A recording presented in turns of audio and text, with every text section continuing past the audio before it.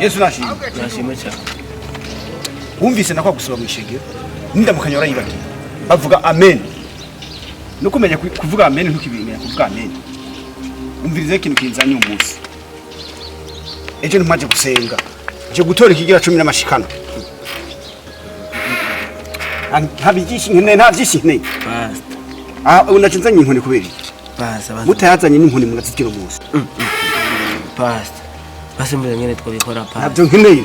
Kya munzana amafaranga. Pastor. Bazimira uruhondo ndiko nabasengera. Nta oya genda unzanira amafaranga bigira 10 n'amashikano mwari gutanga ejo. Niyo nkeneye. Niyo magara basi mukuru wanje. Koresha umwanya. Ko muteba.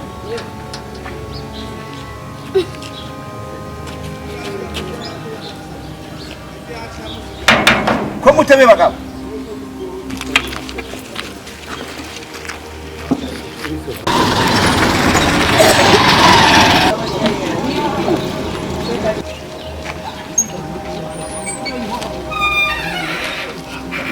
Ni wiki nga?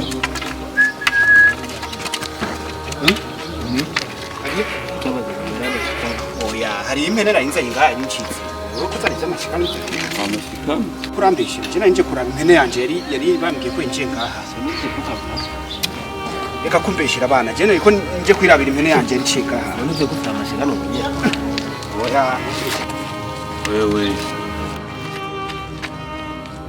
Ya bigi kumvuye yakitari. Ujye mpashe niyo nzira. Kunda mama ramashika. Ntuzosubire n'umunsi numwe kuzanira uburofu. Sivyo? Uburofu bw'uwanyu bwo muranzanira jewe. Ariko ntiyagiye.